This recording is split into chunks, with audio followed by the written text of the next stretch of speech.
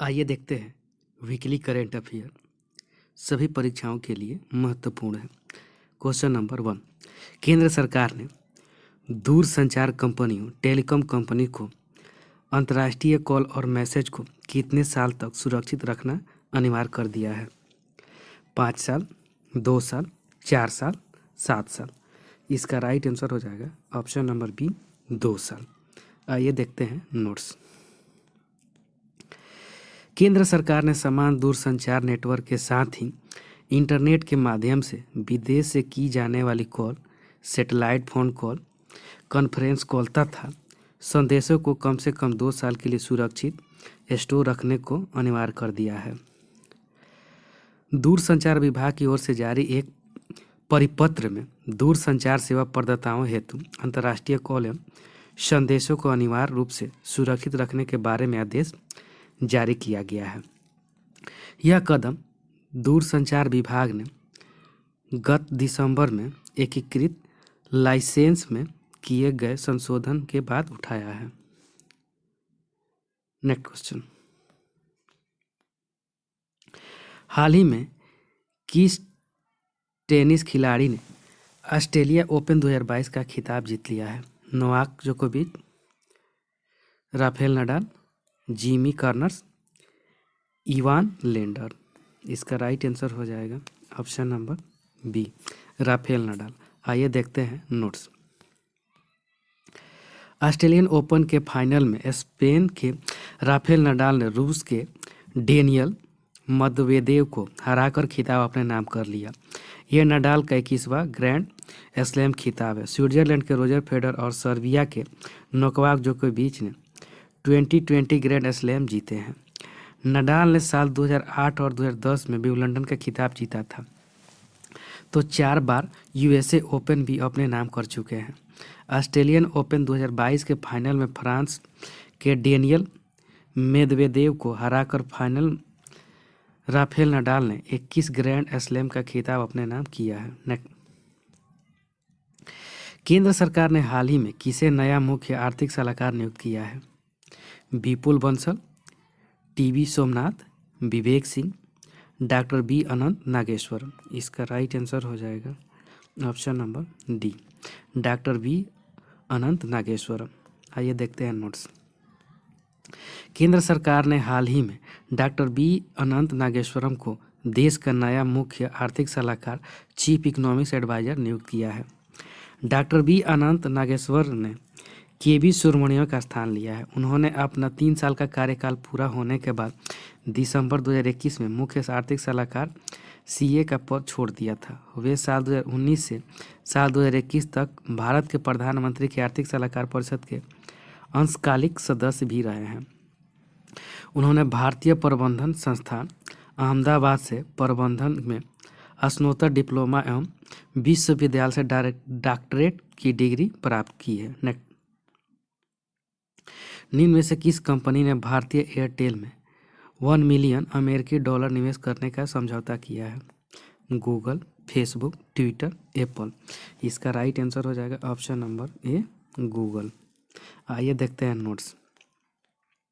दिग्गज tech company Google ने भारतीय एयरटेल में 1 मिलियन अमेरिकी डॉलर निवेश करने का समझौता किया। इसमें 70 करोड़ डॉलर यानी 5,224 करोड़ रुपये का इक्विटी निवेश भी शामिल है।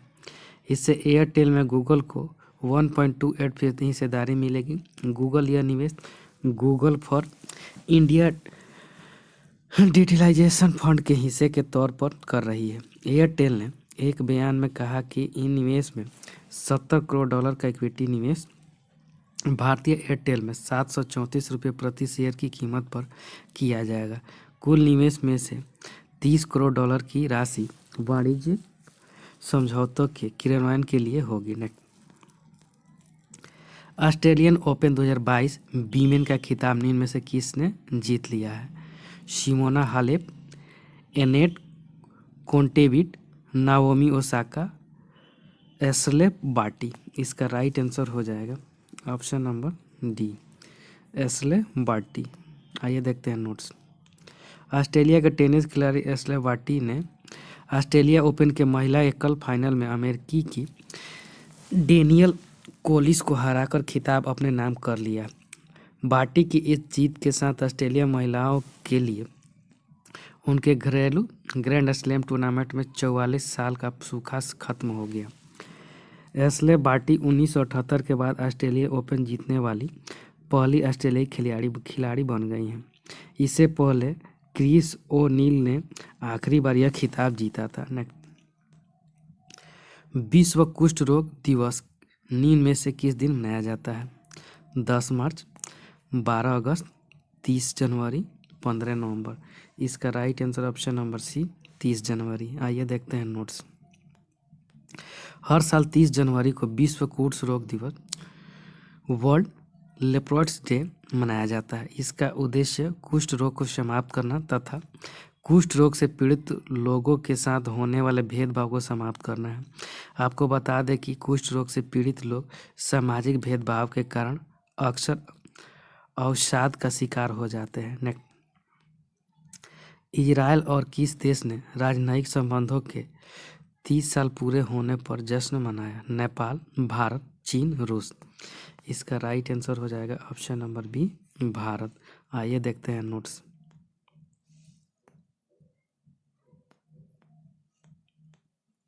इजराइल और भारत देश ने राजनयिक संबंधों के 30 साल पूरे होने पर जश्न मनाया। भारत ने 17 सितंबर 1950 को इजराइल को मान्यता दी थी, लेकिन देशों के बीच पूर्ण राजनीतिक संबंध 29 जनवरी 1992 को स्थापित हुए थे।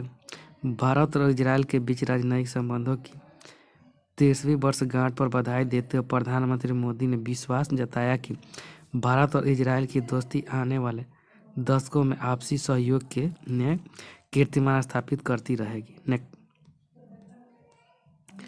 निम्न में से कौन सा देश पिछले कुछ वर्षों में भारतीय अनार के निर्यात के लिए शीर्ष गंतव्य के रूप में उभरा है? रूस, बांग्लादेश, पाकिस्तान,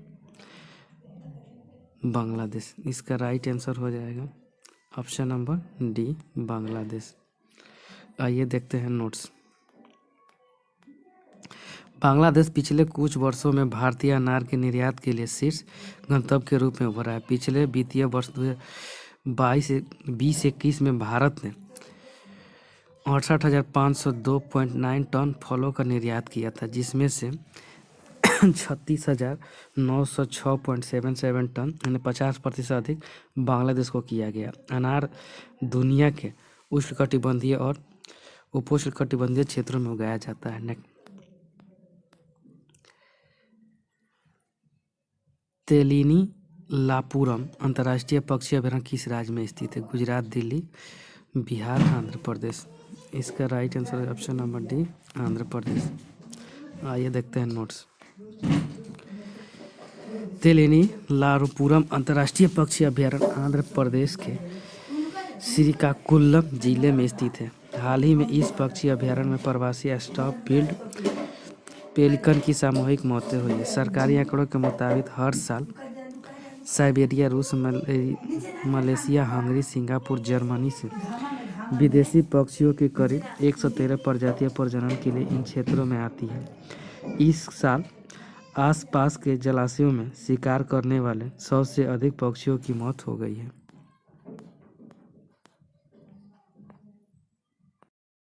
हाल ही में खबरों में रहे नियोको की पहचान सबसे पहले किस प्रजाति में हुई है? कुत्ता, चूहा, छिपकली, चमगादड़।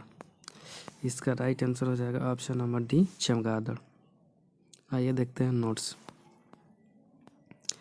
निकोप का मतलब न्यूरोमीसिया है, जो चमगादड़ की प्रजाति है जो वायरस से संक्रमित हो गई है। यह वायरस मियर्स कोरोना वायरस से जुड़ा है, न कि सार्स कोविड-2 से। हाल ही में दक्षिण अफ्रीका में चमगादड़ों में पाए जाने वाले वायरस के बारे में खबरें व्यापक रूप से प्रसारित की जा रही है। हालांकि विश्व स्वास्थ्य संगठन ने कहा है कि क्या न्यूको कोरोना वायरस मनुष्य के लिए खतरा बन गया है। इसके लिए अभी और अध्ययन की आवश्यकता है। पंडित जसराज किस क्षेत्र से जुड़े थे? इनमें से कोई नहीं, बांसुरी वादक, नृत्य, स्वर संगीत। इसका राइट आंसर हो जाएगा ऑप्शन नंबर डी स्वर संगीत। आइए देखते हैं नोट्स। पंडित जसराज 1930 से लेकर 2020 तक मेधावी घराने से संबंधित एक भारतीय शास्त्रीय गायक थे। हाल ही में प्रधानमंत्री नरेंद्र मोदी की अध्यक्षता में पंडित जसराज सांस्कृतिक फाउंडेशन का शुभारंभ किया गया। यह राष्ट्रीय विरासत, कला और संस्कृति की रक्षा और बढ़ावा देने के उद्देश्य से स्थापित किया गया है। एक गैर लाभकारी संगठन है। इस फाउंडेशन का उद्देश्य पंडित जसराज की विरासत को आगे ले जाना है। विश्व की सबसे बड़ी प्रवाल भित्ति प्रणाली ग्रेट बैरियर रीफ किस देश में स्थित है? श्रीलंका, दिल्ली, चीन, ऑस्ट्रेलिया।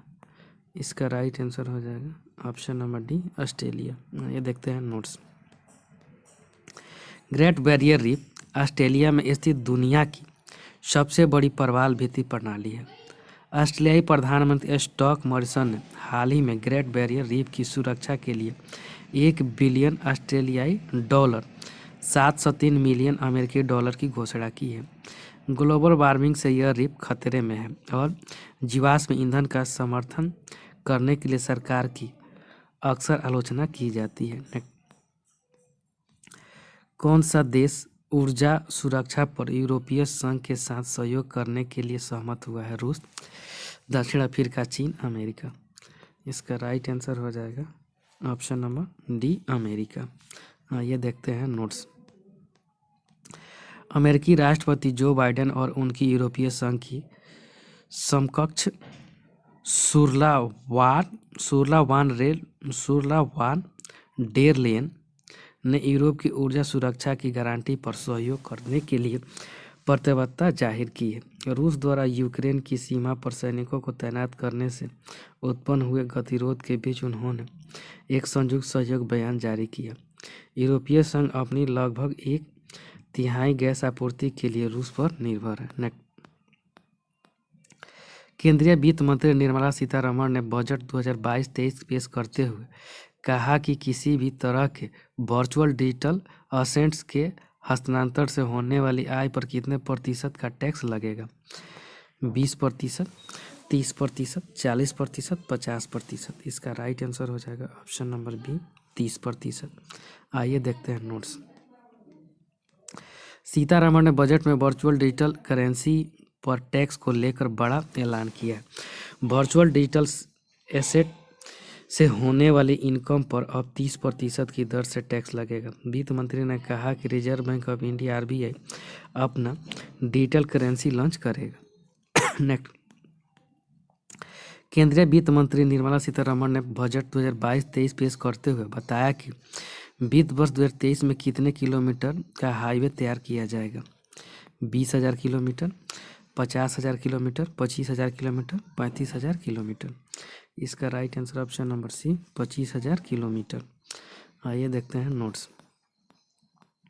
केंद्रीय वित्त मंत्री निर्मला सीतारमण ने बजट 2022-23 पेश करते हुए बताया कि वित्त वर्ष 2023 में 25,000 किलोमीटर का हाईवे तैयार किया जाएगा। इस दौरान सीतारमण ने कहा कि वित्त पोषण के नवोन्मेषी तरीकों से 20,000 करोड़ रुपये जुटाए जाएंगे। वहीं उन्होंने आगे कहा कि केंद्रीय बजट अमृत काल के अगले 25 वर्षों का ब्लूप्रिंट है।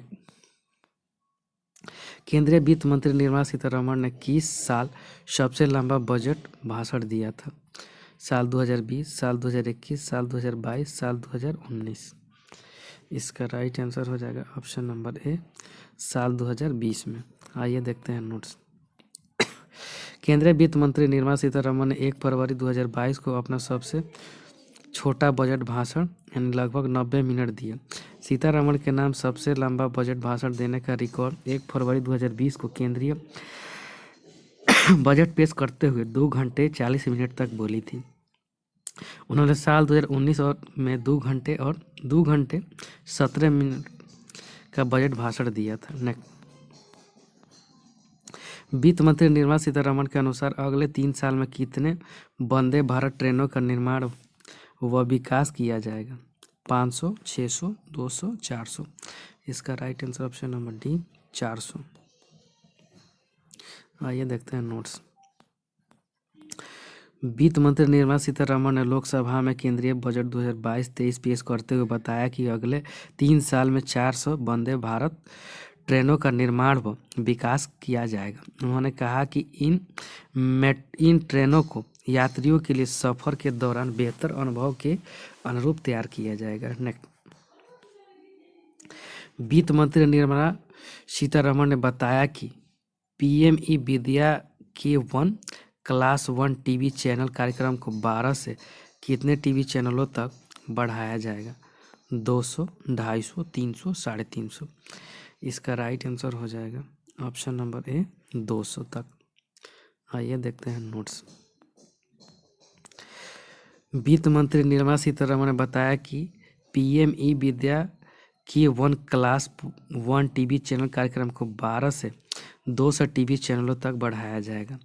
यह सभी राज्यों को कक्षा 1 से 12 तक क्षेत्रीय भाषाओं में सप्लीमेंट्री शिक्षा प्रदान करने में सक्षम बनाएगा। इसके साथ ही एक डिजिटल यूनिवर्सिटी बनाए जाने का भी घोषणा किया गया है। वित्त मंत्री निर्मला सीतारमण के अनुसार अगले 3 वर्षों के दौरान कितने पीएम गति शक्ति कार्गो टर्मिनल विकसित किया जाएंगे? 300, 500, 100, 200। इसका राइट आंसर हो जाएगा ऑप्शन नंबर सी 100। आइए देखते हैं नोट्स। वित्त मंत्री निर्मला सीतारमण ने कहा कि अगले 3 वर्षों के दौरान 100 पीएम गति शक्ति कार्गो टर्मिनल विकसित किए जाएंगे। इसके अलावा मेट्रो सिस्टम के निर्माण के लिए नवीन तरीकों का कार्यान्वयन किया जाएगा। वित्त मंत्री ने कहा कि अर्बन ट्रांसपोर्ट को रेलवे के साथ जोड़ा जाएगा। इससे पोर्टल और रेलवे का नेटवर्क बेहतर होगा। वित्त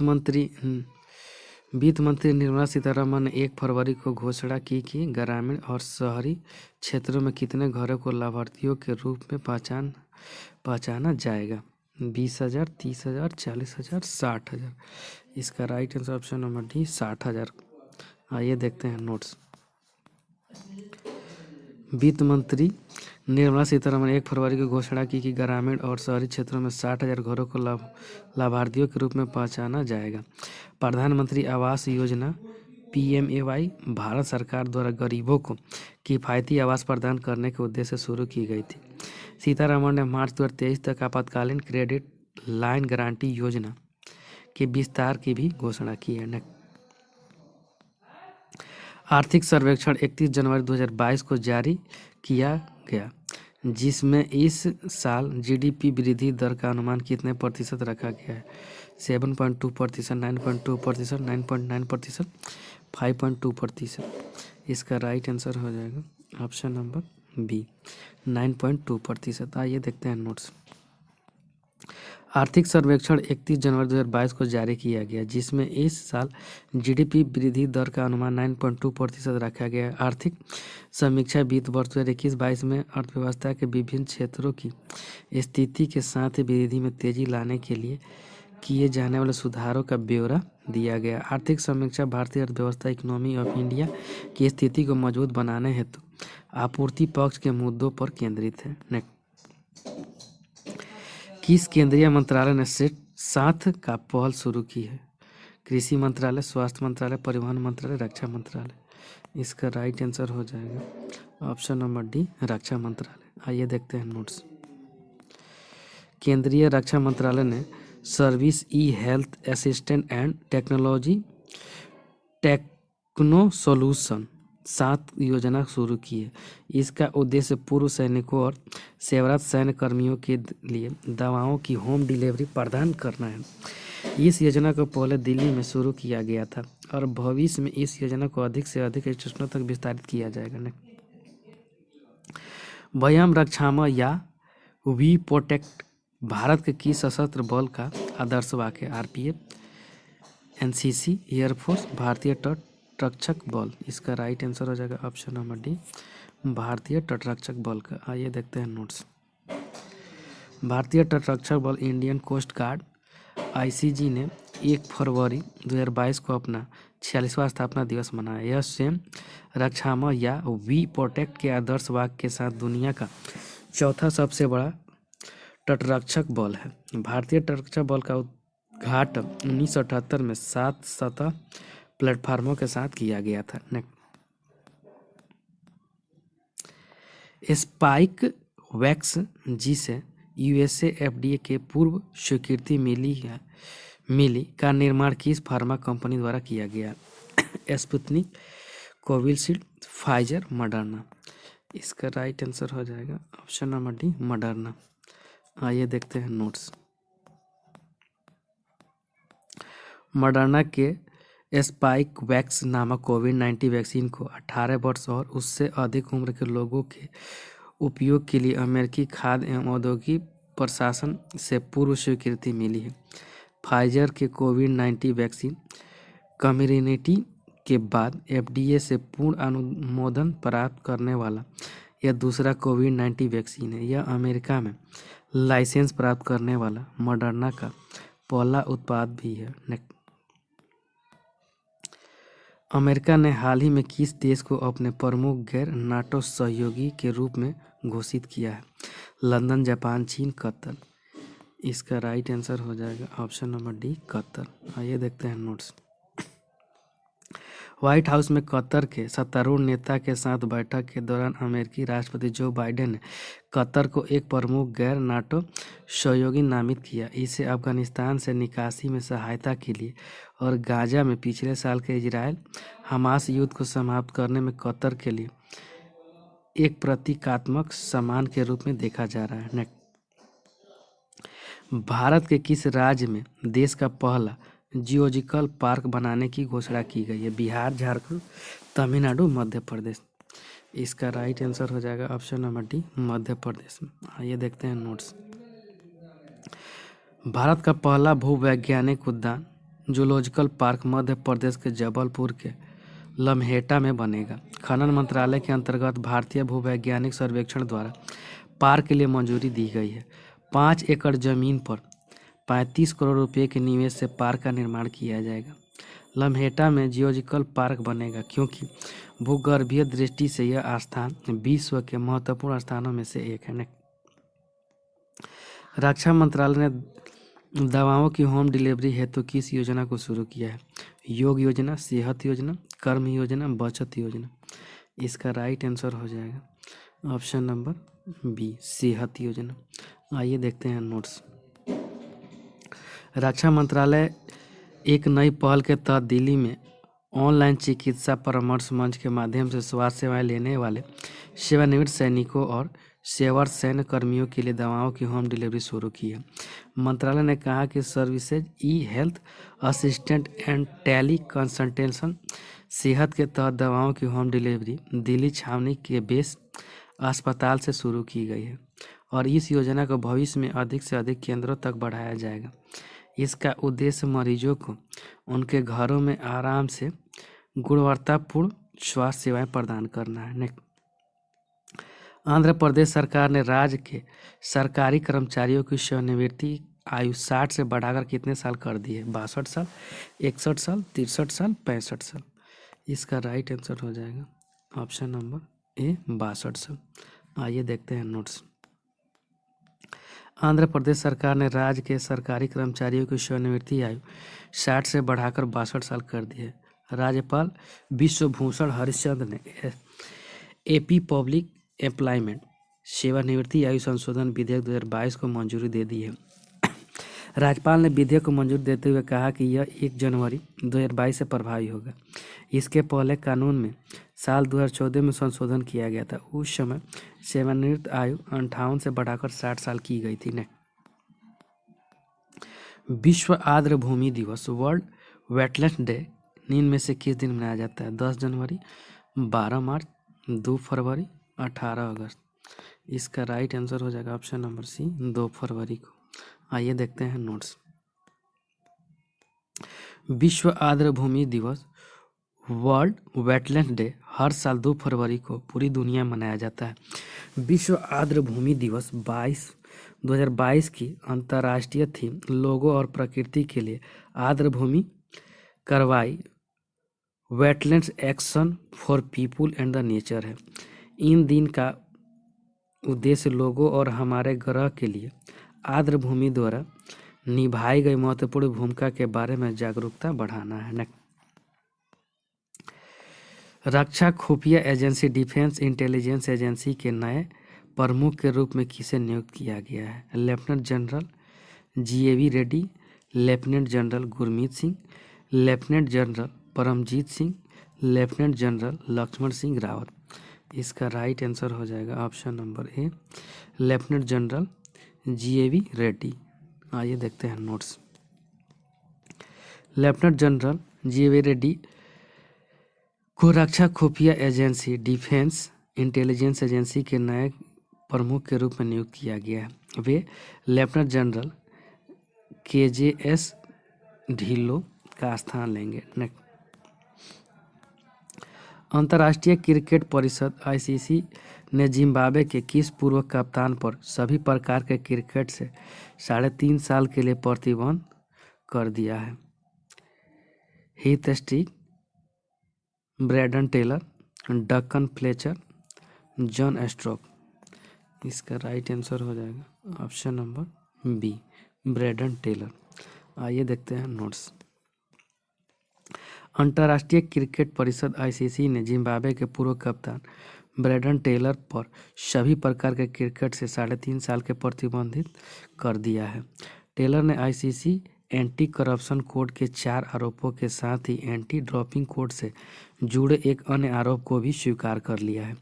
टेलर ने 2004 से 21 के बीच 284 अंतर्राष्ट्रीय मैचों में जिम्बाब्वे का प्रतिनिधित्व किया, जिसमें उन्होंने 17 शतकों के साथ 9,938 रन बनाए। उन्होंने पिछले साल इंटरनेशनल क्रिकेट से संन्यास ले लिया था। Next, Adani total gas limited ने देश भर में शहरी गैस ढांचे की स्थापना के लिए अगले 8 साल में कितने करोड़ रुपए के निवेश करने की घोषणा की है? 10,000 करोड़, 30,000 करोड़, 20,000 करोड़, 29,000 करोड़। इसका राइट आंसर हो जाएगा ऑप्शन नंबर सी, 20,000 करोड़ का। आइए देखते हैं नोट्स। अडानी समूह और फ्रांस की टोटल एनर्जी की संयुक्त उद्यम company Adani total gas limited ने देश भर में शहरी गैस ढांचे की स्थापना के लिए अगले 8 साल में 20,000 करोड़ रुपए का निवेश करने की घोषणा की है। कंपनी ने कहा कि इसमें 60% धन उन 14 लाइसेंस के लिए जाएगा जो उसने हाल ही में हासिल किए हैं। अडानी टोटल गैस लिमिटेड ने 14 अतिरिक्त भौगोलिक क्षेत्रों में शहरी गैस वितरण सीजीडी के अधिकार हाल में ही शामिल किए।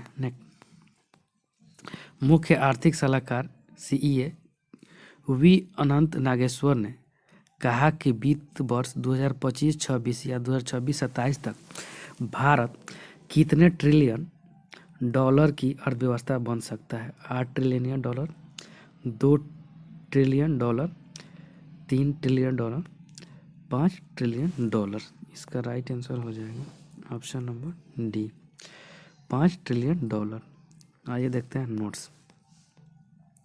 मुख्य आर्थिक सलाहकार सीए की अनंत नागेश्वरम ने कहा कि वित्त वर्ष 2025-26 या 26-27 तक 5 ट्रिलियन डॉलर की अर्थव्यवस्था बन सकता है। बता दें कि साल 2019 में प्रधानमंत्री नरेंद्र मोदी ने वित्त वर्ष 2024-25 तक भारत को 5 ट्रिलियन अमेरिकी डॉलर की अर्थव्यवस्था और वैश्विक आर्थिक महाशक्ति बनाने की कल्पना व्यक्त की थी। भारत इसके साथ ही विश्व की तीसरी सबसे बड़ी अर्थव्यवस्था बन जाएगा। किस देश ने दुनिया के सबसे बड़े समुद्रिक लॉक इजमुइडेन सी लॉक का उद्घाटन किया? भारत, बांग्लादेश, पाकिस्तान, नीदरलैंड। इसका राइट आंसर हो जाएगा ऑप्शन नंबर डी, नीदरलैंड। आइए देखते हैं नोट्स। डच राजा विलियम अलेक्जेंडर ने आधिकारिक तौर पर इजमुइडेन सी लॉक का उद्घाटन किया, जिसके बारे में दावा किया जाता है कि यह दुनिया का सबसे बड़ा समुद्री लॉक है। 500 मीटर लंबी और 70 मीटर चौड़ी यह संरचना इजमुइडेन ने एक छोटे से 100 साल पुराने लॉक की जगह लेगी। यह एक बंदरगाह शहर है जो उत्तरी सागर नहर को एम्स्टर्डम के बंदरगाह से जोड़ता है। यह संरचना इतनी गहरी है कि नहर में प्रवेश करने के लिए जहाज़ों को अनुकूल जल स्तर की प्रतीक्षा नहीं करनी पड़ेगी। पूंजीगत माल क्षेत्र की प्रतिस्पर्धात्मकता बढ़ाने की योजना किस मंत्रालय से संबंधित है? कपड़ा मंत्रालय, विदेश मंत्रालय, सड़क मंत्रालय, भारी उद्योग मंत्रालय। इसका राइट आंसर हो जाएगा ऑप्शन नंबर डी, भारी उद्योग मंत्रालय। आइए देखते हैं नोट्स। वाणिज्य और उद्योग मंत्रालय ने पूंजीगत सामान क्षेत्र में प्रतिस्पर्धा बढ़ाने के लिए योजना के दूसरे चरण को अधिसूचित किया। इस योजना को 1207 करोड़ के वित्तीय परिव्यय के साथ अधिसूचित किया गया है। इसमें सरकार की ओर से 975 करोड़ की बजटीय सहायता शामिल होगी और शेष 232 करोड़ उद्योग योगदान के माध्यम से आएंगे। नेक्स्ट, किस राज्य ने शासन में सुधार के लिए प्रोजेक्ट सद्भावना शुरू किया है? गुजरात, दिल्ली, बिहार, असम। इसका राइट आंसर हो जाएगा ऑप्शन नंबर डी, असम। आइए देखते हैं नोट्स। असम के मुख्यमंत्री हिमंत बिस्वा शर्मा ने प्रोजेक्ट सद्भावना लॉन्च किया। इस उद्देश्य पर 1 वर्ष के भीतर राज्य सचिवालय में पड़ी 4 से 5 लाख से अधिक लंबित फाइलों का निपटान करना है। एक पोर्टल बनाया जाएगा जहां लोग अपनी लंबित फाइलों की सूचना दे सकेंगे। विश्व उपेक्षित उष्णकटिबंधीय रोग दिवस, world neglected tropical disease day कब मनाया जाता है? 19 जनवरी को, 25 अगस्त को, 20 दिसंबर को, 30 जनवरी को। इसका राइट आंसर हो जाएगा ऑप्शन नंबर डी, 30 जनवरी को। आइए देखते हैं नोट्स। उपेक्षित उष्णकटिबंधीय रोगों के बारे में जागरूकता बढ़ाने के लिए हर साल 30 जनवरी को विश्व उपेक्षित उष्णकटिबंधीय रोग दिवस मनाया जाता है। इस वर्ष का इस दिवस गरीबी से संबंधित बीमारियों की उपेक्षा को समाप्त करने के लिए स्वास्थ्य समानता प्राप्त करना विषय के तहत मनाया गया। उपेक्षित उष्णकटिबंधीय रोगों के कुछ उदाहरण चगास रोग, चिकनगुनिया, डेंगू, कुष्ठ, रेबीज और ट्रेकोमा है। ये विश्व स्तर पर 1 अरब लोगों को प्रभावित करते हैं। अल्बर्ट झील किन 2 देशों के बीच सीमा के रूप में स्थित है? अमेरिका लोकतांत्रिक गणराज्य, भारत लोकतांत्रिक गणराज्य, नेपाल लोकतांत्रिक गणराज्य, युगांडा कांगो लोकतांत्रिक गणराज्य। इसका राइट आंसर हो जाएगा option number D, Uganda Congo लोकतांत्रिक गणराज्य। आइए देखते हैं नोट्स। 2 तेल कंपनियों फ्रांस की टोटल एनर्जीज और China national offshore oil corporation ने युगांडा के ऊर्जा संसाधनों को विकसित करने और एक क्षेत्रीय तेल पाइपलाइन बनाने के लिए 10 मिलियन अमेरिकी डॉलर के सौदे पर हस्ताक्षर किए। इस परियोजना का उद्देश्य युगांडा और कांगो लोकतांत्रिक गणराज्य के बीच 160 किलोमीटर की प्राकृतिक सीमा सील अल्बर्ट में कच्चे तेल के भंडार का दोहन करना है। मराठी एवं हिंदी फिल्मों के किस प्रसिद्ध अभिनेता का 93 वर्ष की उम्र में निधन हो गया है? रमेश देव, सलीम खान, अली अकबर, सलीम कुमार। इसका राइट आंसर हो जाएगा ऑप्शन नंबर ए, रमेश देव का। आइए देखते हैं नोट्स।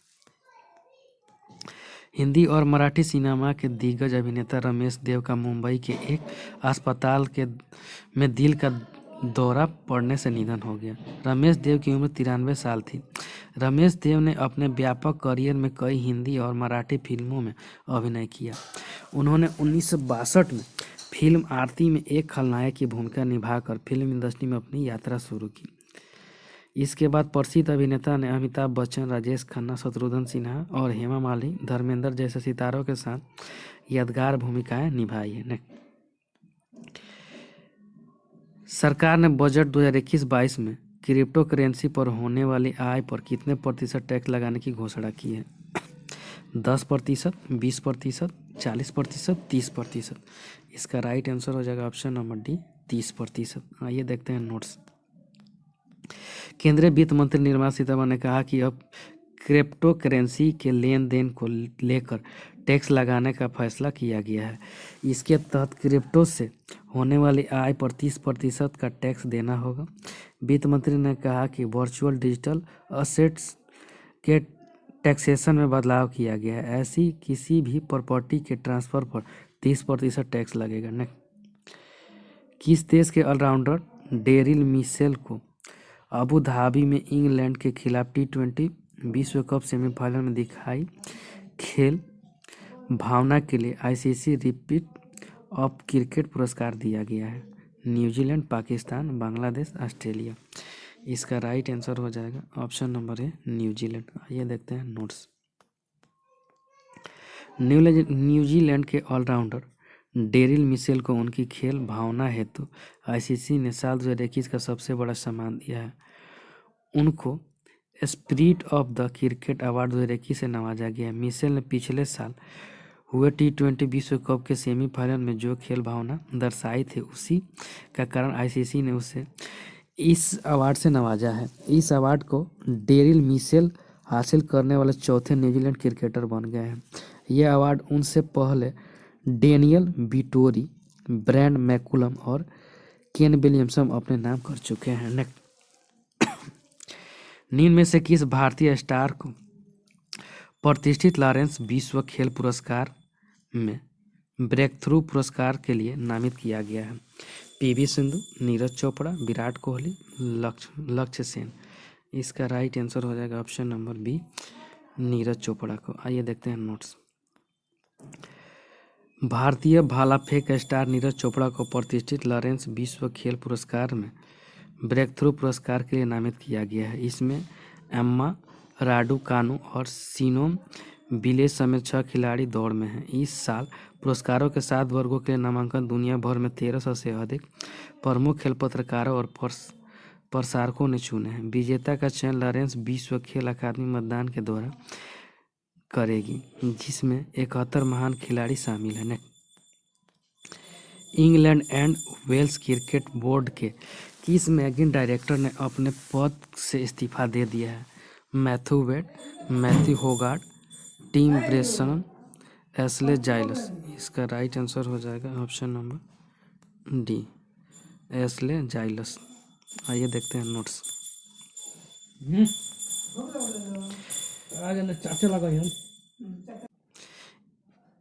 इंग्लैंड और वेल्स क्रिकेट बोर्ड ने पुष्टि की है कि Ashley Giles men's cricket managing director पद से इस्तीफा दे दिया। पिछले महीने एशेज में इंग्लैंड की हार के बाद एस्ले जाइल्स ने यह कदम उठाया है। टीम को ऑस्ट्रेलिया से 4-0 से हार का सामना करना पड़ा था। उन्होंने यह भूमिका 3 साल तक निभाई। इस दौरान इंग्लैंड के 50 ओवर के विश्व कप में चैंपियन बना और वर्तमान में दुनिया की नंबर 1 T20 टीम एक दिवसीय मैचों में दूसरे और टेस्ट के लिए चौथे स्थान पर है।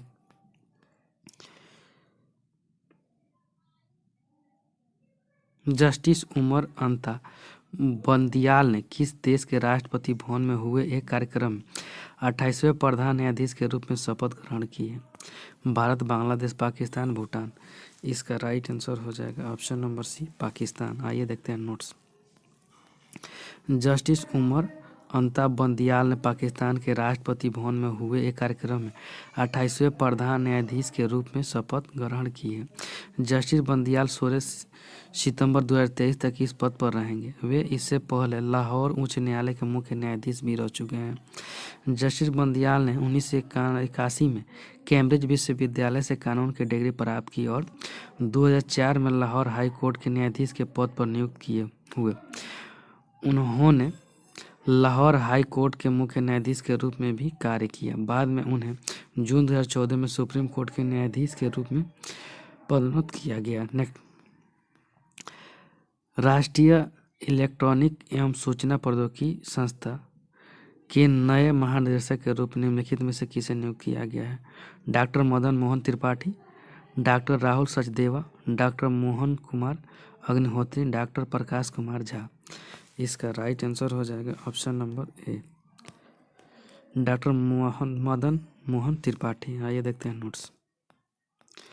डॉक्टर मदन मोहन त्रिपाठी ने 1 फरवरी को राष्ट्रीय इलेक्ट्रॉनिक एवं सूचना प्रौद्योगिकी संस्था नीलिफ्ट के महानिदेशक के रूप में कार्यभार संभाल लिया है। इस संस्था भारत सरकार के इलेक्ट्रॉनिक्स और सूचना प्रौद्योगिकी मंत्रालय के तहत एक स्वायत्त निकाय है। NILIT में कार्यभार संभालने से पहले डॉक्टर मदन मोहन त्रिपाठी नई दिल्ली स्थित दिल्ली प्रौद्योगिकी विश्वविद्यालय DTU में बतौर प्रोफेसर काम कर रहे थे। DTU में मदन मोहन त्रिपाठी आंतरिक गुणवत्ता, आश्वासन प्रकोष्ठ के डायरेक्टर के तौर पर भी काम कर चुके हैं। भारतीय रिजर्व बैंक आरबीआई ने किस पूर्व गवर्नर ने package food company Britannia industry limited में गैर कार्यकारी और स्वतंत्र निर्देशक के पद पर से इस्तीफा दिया है? शक्तिकांत दास, रघुराम राजन, उर्जित पटेल, मनमोहन सिंह। इसका राइट आंसर हो जाएगा option number C, Urjit Patel. आइए देखते हैं नोट्स। भारतीय रिजर्व बैंक आरबीआई के पूर्व गवर्नर उर्जित पटेल ने package food company Britannia industry limited में गैर कार्यकारी और स्वतंत्र निर्देशक के पद से इस्तीफा दे दिया। आपको बता दें कि हाल ही में उर्जित पटेल को बीजिंग स्थित Asian infrastructure investment bank AIIB में दक्षिण एशिया में निवेश संचालक के लिए उपाध्यक्ष नियुक्त किया गया है। उर्जित पटेल ने सितंबर 2016 में रिजर्व बैंक के 24वें गवर्नर का पद संभाला था। हालांकि निजी कारणों का हवाला देते हुए साल सितंबर 2018 में गवर्नर पद से इस्तीफा दे दिया था। खिजड़िया वन्यजीव अभयारण्य एक नया रामसर स्थल है। किस राज्य या केंद्र शासित प्रदेश में स्थित है? बिहार, दिल्ली, झारखंड, गुजरात। इसका राइट आंसर हो जाएगा ऑप्शन नंबर डी, गुजरात। आइए देखते हैं नोट्स। विश्व आर्द्रभूमि दिवस के अवसर पर 2 नए रामसर स्थलों की घोषणा की गई है। वे गुजरात में खिजड़िया वन्यजीव अभयारण्य है और उत्तर प्रदेश में बखिरा वन्यजीव अभयारण्य। भारत में 49 ऐसे स्थलों का नेटवर्क है जो 10,93,636 हेक्टेयर में फैला है, जो दक्षिण एशिया में सबसे अधिक है। केंद्रीय पर्यावरण मंत्रालय ने पहले इज्जर में सुल्तानपुर राष्ट्रीय उद्यान और भिंडावास वन्यजीव अभयारण्य को रामसर स्थलों के रूप में अधिसूचित किया था। नेक्स्ट, सुपर हार्नेट किस देश द्वारा निर्मित एक लड़ाकू विमान है? भारत, बांग्लादेश, पाकिस्तान, अमेरिका। इसका राइट आंसर हो जाएगा ऑप्शन नंबर डी, अमेरिका। आइए देखते हैं नोट्स। फ्रांस द्वारा निर्मित राफेल लड़ाकू विमान के समुद्री संस्करण का गोवा में एक तट आधारित सुविधा में सफलतापूर्वक उड़ान परीक्षण किया गया है। राफेल एम अमेरिका द्वारा निर्मित सुपर हार्नेट के खिलाफ प्रतिस्पर्धा कर रहा है, क्योंकि दोनों का मूल्यांकन INS विक्रांत पर तैनाती के लिए भारतीय नौसेना द्वारा खरीद के लिए किया जा रहा है। यह 44,000 टन का स्वदेशी रूप से विकसित विमान वाहक पोत है। छत्तीसगढ़ के एकीकरण के साथ one nation one ration card योजना कितने राज्यों केंद्र शासित प्रदेशों में लागू हो चुकी है? 20, 27, 28, 35। इसका राइट आंसर हो जाएगा ऑप्शन नंबर डी, 35। आइए देखते हैं नोट्स। छत्तीसगढ़ ने हाल ही में one nation one ration card योजना लागू की है, जिसके तहत राज्य के लोग देश भर में किसी भी राशन की दुकान से अपना खाद्यान्न कोटा प्राप्त कर सकते हैं। छत्तीसगढ़ के एकीकरण के साथ वनरोसिक योजना अब देश के लगभग 77 करोड़ NPS लाभार्थियों में से लगभग 9.68% को कवर करते हुए 35 राज्यों केंद्र शासित प्रदेशों में लागू चालू है। खाद्य एवं सार्वजनिक वितरण विभाग ने इसकी घोषणा की है। बिना सिर के घोड़े के पास दबे एक व्यक्ति के कंकाल के अवशेष किस देश में मिले हैं? भारत, बांग्लादेश, पाकिस्तान, जर्मनी। इसका right answer option number D, Germany. आइए देखते हैं नोट्स। शोधकर्ताओं ने हाल ही में एक बिना सिर वाले घोड़े के साथ दबे एक व्यक्ति के कंकाल के अवशेष खोजे हैं। यह अवशेष दक्षिण जर्मनी के निटलिंगेन में मिले हैं। शोधकर्ताओं का अनुमान है कि आदमी और घोड़े को 1400 साल पहले दफनाया गया होगा, जब इस क्षेत्र पर मोरोविंगियन राजवंश का शासन था। किस पूर्वोत्तर राज्य ने हाल ही में IT क्षेत्र के लिए एक समर्पित प्रौद्योगिकी पार्क का उद्घाटन किया है? गुजरात, दिल्ली, सिक्किम, मेघालय। इसका right answer option number D, Meghalaya. आइए देखते हैं नोट्स। मेघालय का मुख्यमंत्री कोनार्ड के संगमा ने हाल ही में शिलोंग टेक्नोलॉजी पार्क का उद्घाटन किया। कई कंपनियों ने अपनी शाखाएं खोलने के लिए अपनी सहमति जमा कर दी है। वर्तमान में मेघालय की 70% जनसंख्या 35 वर्ष से कम आयु की है। इस टेक्नोलॉजी पार्क के पहले चरण के निर्माण से प्रत्यक्ष रूप से 1500 से अधिक लोगों को रोजगार मिलेगा। अप्रत्यक्ष रूप से और अधिक रोजगार सृजित होंगे। नेक्स्ट, विश्व कैंसर दिवस, वर्ल्ड कैंसर डे निम्न में से किस दिन मनाया जाता है? 4 फरवरी, 10 जनवरी, 12 मार्च, 15 अगस्त। इसका राइट आंसर हो जाएगा ऑप्शन नंबर ए, 4 फरवरी को। आइए देखते हैं नोट्स। प्रत्येक साल 4 फरवरी को विश्व कैंसर दिवस, वर्ल्ड कैंसर डे मनाया जाता है। विश्व कैंसर दिवस मनाने का उद्देश्य कैंसर के बारे में जागरूकता उत्पन्न करना एवं रोग का जल्दी पता कर लगाने की जरूरत तथा कैंसर के उपचार पर ध्यान केंद्रित करना है। इस दिवस का पहला लक्ष्य कैंसर से होने वाली मौतों को कम करना है। विश्व स्वास्थ्य संगठन की पहली पर साल 1933 में पहला कैंसर दिवस जिनेवा, स्विट्जरलैंड में मनाया गया था। नेक्स्ट, देश का पहला ग्राफीन नवाचार केंद्र, ग्राफिक इनोवेशन सेंटर निम्न में से किस राज्य में स्थापित होगा? बिहार, पंजाब, केरल, तमिलनाडु। इसका राइट आंसर हो जाएगा ऑप्शन नंबर डी, तमिलनाडु में। आइए देखते हैं नोट्स। हाल ही में केरल सरकार ने घोषणा की है कि देश का पहला ग्राफीन नवाचार केंद्र, ग्राफिक इनोवेशन सेंटर केरल के त्रिशूर में स्थापित किया जाएगा। यह केरल के डिजिटल विश्वविद्यालय, इलेक्ट्रॉनिक्स प्रौद्योगिकी के लिए सामग्री केंद्र, सीमेंट और टाटा स्टील लिमिटेड का एक संयुक्त उद्यम है। इससे पहले साल 2020 में हांगकांग की सिटी यूनिवर्सिटी के शोधकर्ताओं ने ग्राफीन मास्क का एक लेजर प्रेरित रूप तैयार किया था जो कोरोना वायरस की प्रजातियों को निष्क्रिय करता है। आइए देखते हैं नेक्स्ट क्वेश्चन। हाल ही में किस देश ने ब्रह्मोस सुपरसोनिक क्रूज मिसाइल के तट आधारित एंटी शिप संस्करण की आपूर्ति हेतु ब्रह्मोस एयरस्पेस प्राइवेट लिमिटेड के साथ एक समझौते पर हस्ताक्षर किए हैं? नेपाल, चीन, रूस, फिलीपींस। इसका राइट आंसर हो जाएगा ऑप्शन नंबर डी, फिलीपींस। आइए देखते हैं नोट्स। हाल ही में फिलीपींस ने ब्रह्मोस सुपरसोनिक क्रूज मिसाइल के तट आधारित एंटी शिप संस्करण की आपूर्ति के लिए ब्रह्मोस एयरोस्पेस प्राइवेट लिमिटेड के साथ एक समझौते पर हस्ताक्षर किए हैं। यह इस मिसाइल के लिए पहला निर्यात ऑर्डर है जो भारत और रूस का संयुक्त उत्पाद है। इस मिसाइल का नाम भारत की ब्रह्मपुत्र नदी और रूस की मोस्कवा नदी के नाम पर रखा गया है। यह एक मल्टी प्लेटफॉर्म मिसाइल है, यानी इसे जमीन, हवा और समुद्र तथा बहु क्षमता वाली मिसाइल से सटीकता के साथ लॉन्च किया जा सकता है। हाल ही में भारत और किस देश के बीच नई दिल्ली में संयुक्त राष्ट्र से संबंधित मुद्दों पर द्विपक्षीय परामर्श वार्ता आयोजित की गई? पाकिस्तान, बांग्लादेश, रूस, ईरान। इसका राइट आंसर हो जाएगा ऑप्शन नंबर सी, रूस। आइए देखते हैं नोट्स। हाल ही में भारत और रूस के बीच नई दिल्ली में संयुक्त राष्ट्र से संबंधित मुद्दों पर द्विपक्षीय परामर्श वार्ता आयोजित की गई। रूस फरवरी 2022 में संयुक्त राष्ट्र सुरक्षा परिषद की अध्यक्षता करेगा। यह चर्चा नाटो द्वारा पूर्व की ओर संभावित विस्तार को लेकर रूस और यूक्रेन के बीच तनाव की पृष्ठभूमि में हुई है। इससे पहले 21वां भारत रूस वार्षिक शिखर सम्मेलन नई दिल्ली में हुआ था। उपेक्षित उष्णकटिबंधीय रोग दिवस एनटीडी निम्न में से किस दिन मनाया जाता है? 10 मार्च, 12 मई, 14 नवंबर, 30 जनवरी।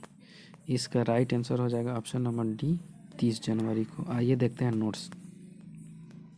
प्रत्येक वर्ष 30 जनवरी को उपेक्षित उष्णकटिबंधीय रोग दिवस एनटीडी मनाया जाता है।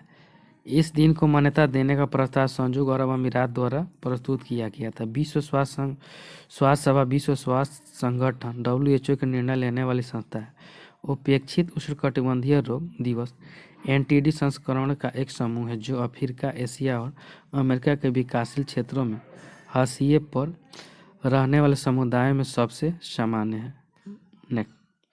हाल ही में पतंजलि आयुर्वेद लिमिटेड और किस बैंक ने national payment corporation of India NPCI की पार्टनरशिप में को ब्रांडेड क्रेडिट कार्ड लॉन्च किया है? पंजाब नेशनल बैंक, भारतीय स्टेट बैंक, देना बैंक, बैंक ऑफ बड़ौदा।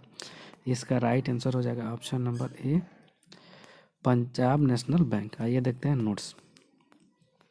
हाल ही में पंजाब नेशनल बैंक PNB और बाबा रामदेव की पतंजलि आयुर्वेद लिमिटेड PAL ने national payment corporation of India NPCI की पार्टनरशिप में को ब्रांड क्रेडिट कार्ड लॉन्च किया है। पेटीएम क्रेडिट कार्ड पर 25,000 रुपये से 5 लाख रुपये तक की क्रेडिट कार्ड लिमिट मिलेगी। वही सिलेक्ट कार्ड पर 50,000 रुपये से 10 लाख रुपये तक क्रेडिट लिमिट मिलेगी। एनपीसीआई के रुपये को पतंजलि के विशाल मर्चेंट नेटवर्क की पहुंच मिलेगी। अमेरिका ने हाल ही में किस देश को गैर नाटो सहयोगी देश का दर्जा देने की घोषणा की है? चीन, कतर, इराक, ईरान। इसका राइट आंसर हो जाएगा ऑप्शन नंबर बी, कतर को। आइए देखते हैं नोट्स। अमेरिका के राष्ट्रपति जो बाइडेन ने कतर को एक बड़ा गैर नाटो उत्तरी अटलांटिक संधि संगठन सहयोगी नामित किया। यह मुख्य रूप से एक सांकेतिक सामान है जो अफगानिस्तान से लोगों को निकालने और गाजा में पिछले साल के इजराइल हमास युद्ध को समाप्त करने में कतर द्वारा की गई सहायता के कारण उसका आभार प्रकट करने के लिए दिया गया है। अंतर्राष्ट्रीय मुद्रा कोष आईएमएफ ने किस देश के 6 अरब डॉलर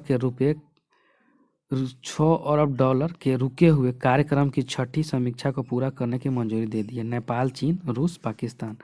इसका राइट आंसर हो जाएगा ऑप्शन नंबर डी, पाकिस्तान। आइए देखते हैं नोट्स। अंतर्राष्ट्रीय मुद्रा कोष आईएमएफ ने पाकिस्तान के 6 अरब डॉलर के रुके हुए कार्यक्रम की छठी समीक्षा को पूरा करने की मंजूरी दे दी है। इसके साथ ही आईएमएफ ने नकदी की कमी से जूझ रहे पाकिस्तान को लगभग 1 अरब डॉलर के ऋण की एक किस्त तत्काल जारी करने का फैसला किया है। आपको बता दें कि पाकिस्तान और आईएमएफ ने जुलाई 2019 में 3 साल की विस्तारित फंड सुविधा के तहत आर्थिक नीतियों पर एक समझौता किया है था। Thank you friends. अच्छा लगता है लाइक, सब्सक्राइब और शेयर जरूर करें। साथ में बेल आइकन का बटन दबाना नहीं भूलें।